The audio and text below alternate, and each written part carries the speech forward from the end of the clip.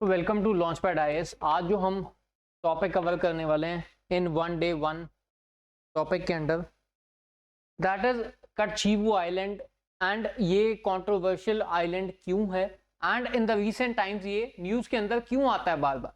In the recent time आपने ये पढ़ा होगा कि इंडियन फिशरमैन को श्रीलंकन नेवी ने या तो कैप्चर कर लिया या शूट डाउन कर लिया। अब उसका एक तो रीजन है कि इलीगल फिशिंग, लेकिन फिर सबसे ज्यादा ये फिनोमेना कहाँ देखने को मिलता है, दैट इज कच्छीवू आइलैंड। तो आज हम समझेंगे कि कच्छीवू आइलैंड की हिस्टोरिकल बैकग्राउंड क्या है, करंट स्ट्रेटेजिक पोजीशन क्या है उसकी, and what is the controversy between Indian government and Sri Lankan government in regards to control of these island. So सबसे पहले समझने वाली बात यह है कि Katchatheevu is a small island that is located in Palk Strait. So Palk Strait क्या है? It is a strait between Sri Lanka and India. अगर आप मैप पे देखना चाहो तो it will look like this. यहां पर है कुछ कच्छीवू आइलैंड, आप देख सकते हैं कि यहां पर है Sri Lanka and this is India. And in दोनों देशों के टेरिटोरियल वाटर्स जो हैं उनको लेकर हमेशा ही कंट्रोवर्सी रही है। तो इसी के बीच में है जी ये कच्छीवू आइलैंड। तो एरिया कितना है जी कच्छीवू आइलैंड का? दैट इज 285 एकड़ and currently it is being administered by Sri Lanka, यानी कि श्रीलंकन गवर्नमेंट जो है वो कच्छीवू आइलैंड को कंट्रोल करती है।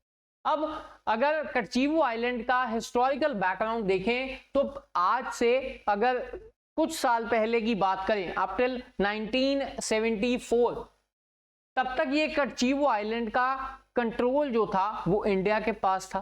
एंड सिंस एंशिएंट टाइम्स ये कहा जाता है कि कच्छीवू आइलैंड इंडियन किंग्स जो थे उसके ऊपर रूल करते थे, लेकिन फिर गवर्नमेंट ने बैक इन 1974 इसको श्रीलंकन गवर्नमेंट को दे दिया। अब क्यों दे दिया इसका कारण किसी को नहीं पता। At that point of time Indira Gandhi जो थे वो प्राइम मिनिस्टर थे एंड उन्होंने ये बताया कि श्रीलंकन गवर्नमेंट की तरफ से एक डिमांड करी गई कि ये आइलैंड हमें जो है वो दे दिया जाए, एंड हमने दे दिया। लेकिन फिर इसकी पार्लियामेंट्री अप्रूवल नहीं ली गई, जो कि अगर आपको अपने देश की सम अमाउंट ऑफ टेरिटरी किसी और देश को देनी है तो you need a parliamentary approval for that. लेकिन फिर इस केस के अंदर, यानी कि कच्छीवू आइलैंड के केस के अंदर, वो परमिशन नहीं सीख करी गई, ना ही ली गई एंड सिंपली, और ना ही कोई कॉन्स्टिट्यूशनल अमेंडमेंट करा गया। तो दोनों चीजें नहीं करी गई, ना तो कॉन्स्टिट्यूशनल अमेंडमेंट और ना ही पार्लियामेंट का अप्रूवल। अब इससे हुआ क्या? इससे हुआ ये कि over the period of time ये डिसीजन जो है वो कंट्रोवर्शियल बन गया। अब उसका क्या कारण है? बिकॉज तमिलनाडु के जो फिशरमैन हैं वो इस एरिया के अंदर, इस टेरिटरी के अंदर जनरली फिशिंग करने जाते रहते हैं। अब क्योंकि पानी के अंदर ये पता लगाना बहुत मुश्किल है कि कब आप अपने टेरिटोरियल वाटर से बाहर आ गए हो एंड कब आप किसी और कंट्री के टेरिटोरियल वाटर्स के अंदर चले गए हो, तो it's a bit difficult thing. लेकिन फिर ये कहा जाता है कि इस आइलैंड पे ही क्यों? क्योंकि ये इस आइलैंड के ऊपर कोई रहता नहीं है, इट इज बेसिकली अनहैबिटेड। ठीक है, तो अब Sri Lankan government and Indian government के बीच में ये डिस्प्यूट है। इंडियन गवर्नमेंट तो अपनी तरफ से कहती है कि नहीं जी, हमने तो 1974 के अंदर इस आइलैंड को दे दिया था श्रीलंका को एंड इंडियन फिशरमैन को नहीं जाना चाहिए। लेकिन फिर हमारी एक स्टेट है, that is state of Tamil Nadu. Tamil Nadu के फिशरमैन जनरली यहाँ पर फिशिंग करने जाते हैं, फंस जाते हैं, कई बार उन पर जो श्रीलंका नेवी है वो गोली भी चला देती है। तो इसलिए तमिलनाडु गवर्नमेंट की ये डिमांड है कि एंशिएंट टाइम से जब ये हमारे पास था आइलैंड, तो अब क्या जरूरत पड़ गई उनको देने की, जबकि इसकी स्ट्रेटेजिक इंपॉर्टेंस भी है, इकोनॉमिक इंपॉर्टेंस भी है एंड उसी के साथ साथ कल्चरल इंपॉर्टेंस भी है। अब कल्चरल इंपॉर्टेंस कैसे है जी? कल्चरल इंपॉर्टेंस इसलिए है क्योंकि इंडिया के अंदर एक टाइम पे तमिलनाडु में एक किंगडम था, दैट वाज रामनद, उसके अंडर ये आइलैंड आता था। लेकिन फिर 72 के बाद हमने उसको श्रीलंका को हैंड ओवर कर दिया। अब 1974 का एग्रीमेंट देख लेते हैं।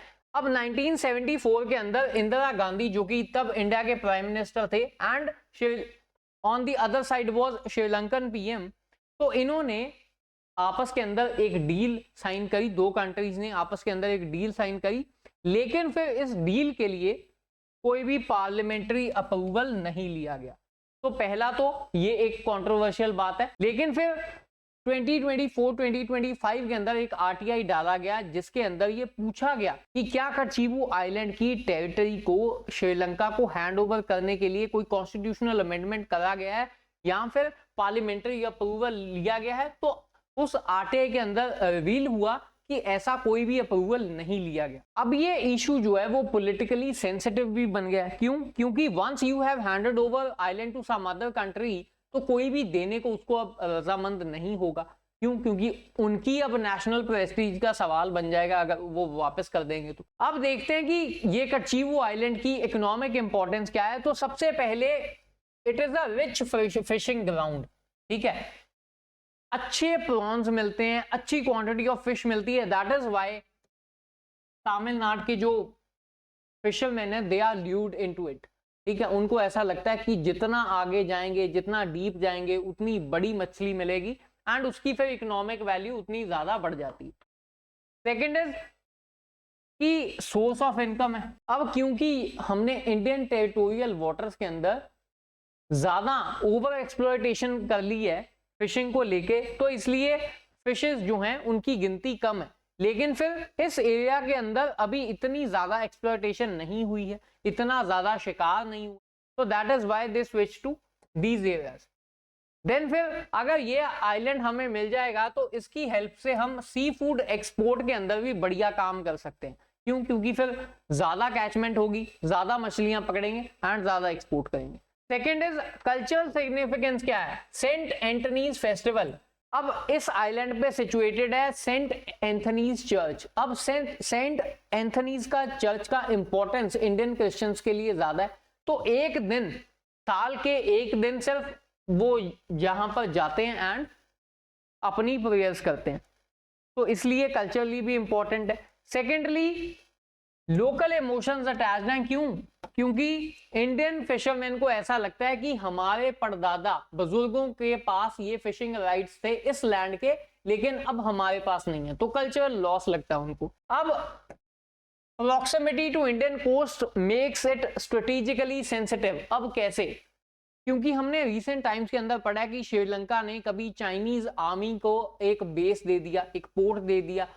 वी कैनॉट से कि अगर आने वाले टाइम के अंदर श्रीलंकन गवर्नमेंट ये डिसाइड कर दे कि ये वाला पोर्ट भी they are going to hand over to Chinese, आने वाले टाइम के अंदर ये श्रीलंकन गवर्नमेंट डिसाइड करे that they are going to hand over this port to Chinese government, तो वो इंडिया के लिए एक प्रॉब्लमेटिक बात होगी। देन फिर आजकल हम देखते हैं कि कैसे चाइना जो है वो जिसके पास आइलैंड्स भी नहीं है तो वो आर्टिफिशियल आइलैंड्स की मदद से सर्वेलेंस रखता है ओवर अ बिगर रीजन। लेकिन फिर इंडियन गवर्नमेंट ये कर सकती है without creating any artificial island. अगर हमें कचीवू आइलैंड वापस मिल जाए तो it could be used for coastal surveillance and maritime security. क्यों? क्योंकि इंडिया आने वाले टाइम के अंदर इंडियन ओशन में नेट सिक्योरिटी प्रोवाइडर बनने वाला है, तो उसके लिए ये कचीवू आइलैंड जो है वो इंपॉर्टेंस रखता है। अब इसका सोल्यूशन क्या हो सकता है? सोल्यूशन ये हो सकता है कि क्योंकि हमारा ये एंसेस्ट्रल लैंड था तो इसलिए इस एरिया के अंदर जॉइंट पेट्रोल्स या फिर रेगुलेटेड फिशिंग हो सकती है कि भाई आप भी आ जाओ फिशिंग कर लो, हमारे लोगों को भी यहाँ पर फिशिंग करने का मौका दिया जाए, या तो ये हो सकता है। सेकंड क्या हो सकता है कि हम कोई ना कोई डिप्लोमेटिक सोल्यूशन निकाल सकते हैं श्रीलंकन गवर्नमेंट के साथ कि आप या तो हमसे दिस अमाउंट ऑफ मनी ले लो एंड इस आइलैंड को हमें सेल कर दो, या फिर कुछ राइट्स दे दो। जैसे कि अगर हमारे फिशरमैन उस एरिया के अंदर फिशिंग कर रहे हैं तो at least they should be getting resting rights, थक गए वहां पर रेस्ट कर पाए उस आइलैंड के ऊपर। या फिर एक और तरीका क्या हो सकता है कि किसी इंटरनेशनल कोर्ट के अंदर हम इस पूरे एग्रीमेंट को चैलेंज कर दें, वो इंटरनेशनल बॉडी एक जुडिशियल इंटरवेंशन कर दे या फिर एक जुडिशियल वर्डिक्ट दे दे, जिससे दोनों देशों के पास ज्यादा क्लैरिटी आ सके। तो ये था आज का टॉपिक कचीवू आइलैंड। आई होप कि आपको ये टॉपिक समझ में आया होगा एंड ये आपके प्रीलिम्स 2026 के लिए एक इंपॉर्टेंट टॉपिक है।